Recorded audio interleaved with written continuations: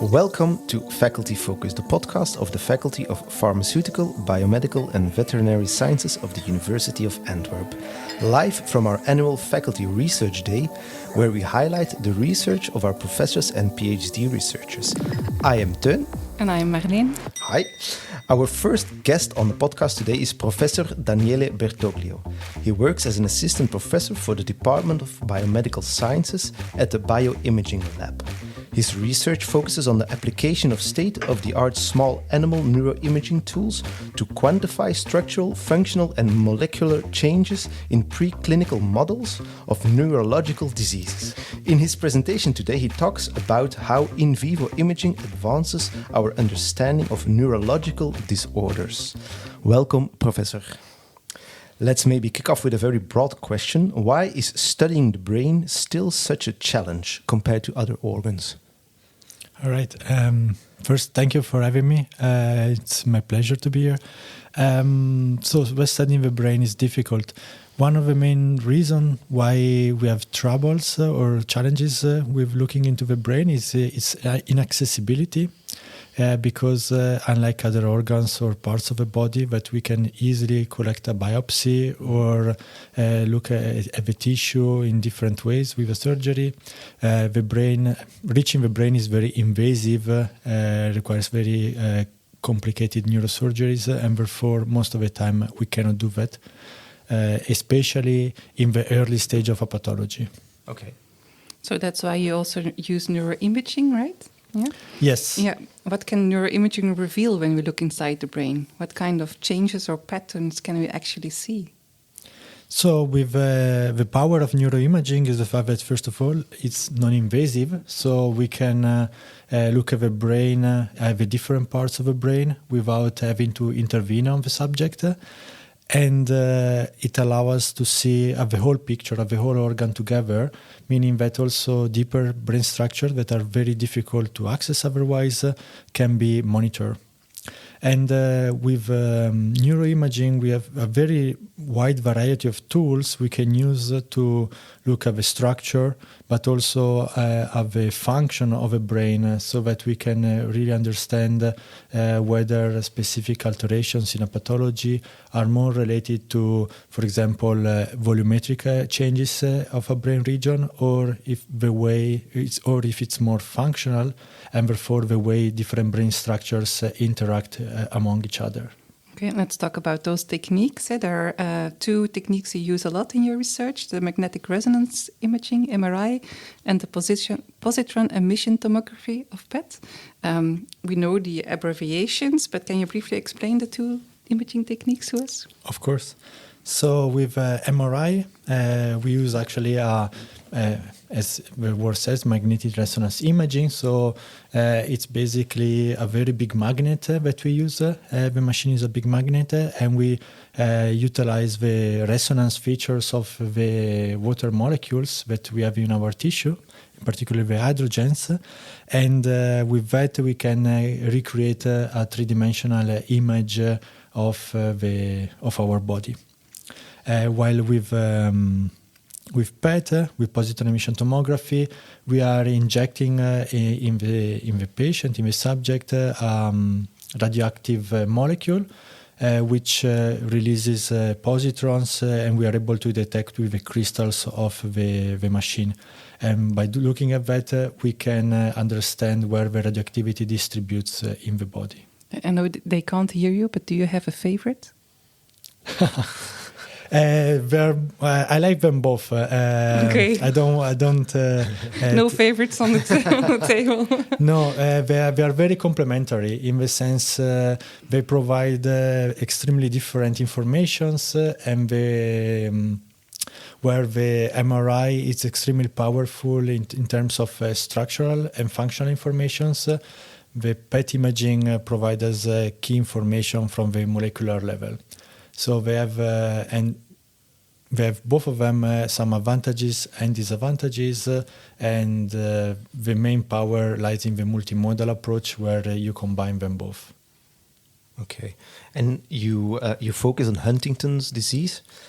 Do we already fully understand how the Huntington's disease work, and what causes this illness?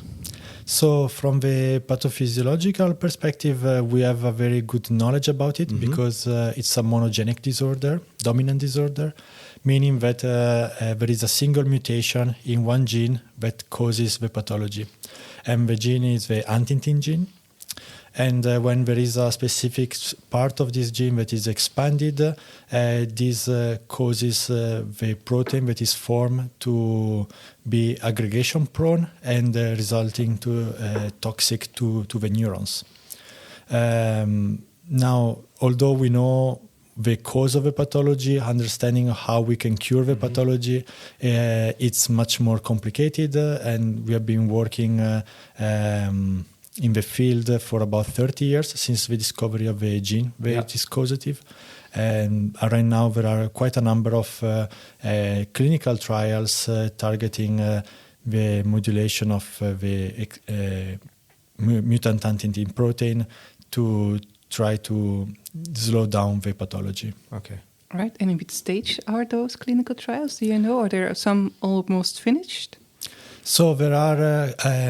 So the very first trial trying to modulate mutant huntingtin started in 2019, and that was stopped a bit earlier due to some side effects that were observed in the patients.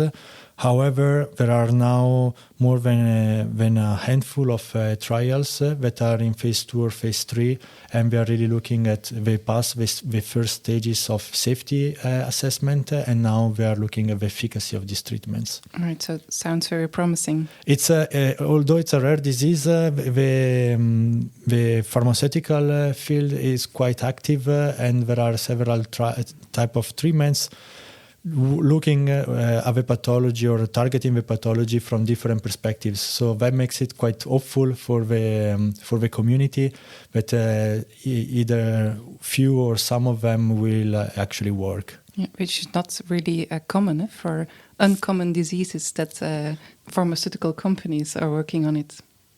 Yes, indeed. Yeah. It's true. Yeah, and maybe a follow-up question on that. Can studying well-understood diseases help us learn more about those that aren't fully unraveled yet? I believe so. Like in the case of Huntington disease, so the expansion in the gene is related to a specific sequence of DNA, so a CAG triplet repeater that it repeats a certain number of times. And this is the part that is prone to aggregates and cause the toxic, exert the toxic effects in the neurons. But there are also many other triplet repeat disorders that are present. They are caused by triplet expansion in completely different genes, and they lead to a completely different pathology of the central nervous system. And if we find very good or promising therapeutic approaches in the context of HD, it might very well be that some of these might be applicable or will help us to better develop treatments for these other disorders. You use specific biomarkers, right? You describe them as safety biomarkers. What are they exactly, and why do we need them? Our work in the past years has been focusing on identifying biomarkers that are helpful to monitor treatment efficacy or follow up the progression of the pathology, and those are usually more known as prognostic or predictive biomarkers. However, they don't necessarily inform us whether a specific therapeutic approach is safe or not, and that's where the safety biomarkers come in, because we need to have ways of making sure the treatments or the drugs that we are giving to the patients do not worsen the pathology, and they do not worsen the quality of their life, which is exactly against where we want to go when we are trying to give a therapy. And the importance of safety biomarkers in the context of Huntington disease became more relevant in the past years, because after the first couple of clinical trials got halted due to safety concerns, the community realized we are actually lacking ways to make sure that, we are lacking ways to monitor whether a treatment is having any adverse effect. And your work is a direct bridge between experimental findings and clinical applications. Can you elaborate a little bit more about that? Sure. In the lab, we work with small animal MRI machines, and these are based on the same physical principle and same technique, but it's the one from the clinical hospitals. Mm-hmm. This means that if we develop a biomarker, being for therapeutic efficacy or for safety evaluation, the type of biomarker that we develop can be immediately applied to the clinical setting. Okay. And in that sense, it's another particular key feature of neuroimaging is to be translational. So we can go from the bench, so from the preclinical work, to the bedside, to the patient. Okay. So if you want to do a translational research, are there other aspects where you have to focus on? We have to be aware or take more into account than normal research? Or not normal research, but more fundamental research. Well, when we do, we want to have our research to be translational. It's very important that we consider what are the final needs at the level of the patients or the human evaluation in general. So one aspect is, of course, the methodology, so the MRI, so the instrumentation that we use, but it has to be something that can go to the humans, being translational, but also another important aspect is the preclinical research that we do has to be translational as well. So we have to use animal models that are as close or as similar as possible to the pathology that is described or is observed in the patients. Yeah, all right. And if you have translational research, you have like grown-ups, but also children. Is there a difference there? We do. So the advantage of neuroimaging is that it's non-invasive. So there also we can utilize it to study longitudinally the evolution of a specific biological process. So we have been working actually in the past couple of years in collaboration with our groups, other groups here on campus at the VIB on a pediatric form of epilepsy that we studied in mice. So we started scanning animals as of 2 weeks of age, and we follow them up over time to understand how their brain will develop and what will be different compared to the normal development. Okay. And so when you use MRIs or PET scans, because it's non-invasive, I can imagine that you go to the clinical stage much faster than when it's invasive? There is the possibility, yes. So the advantage indeed is that we can, whatever we found that is relevant to be brought to the clinic, we can immediately reach out to the clinicians and to the radiologists so that they can try to implement it at the clinical level, yes. Okay. So you're going to present this afternoon at the Research Day. Is there still something you'd like to add to this podcast that you think the listeners should know this?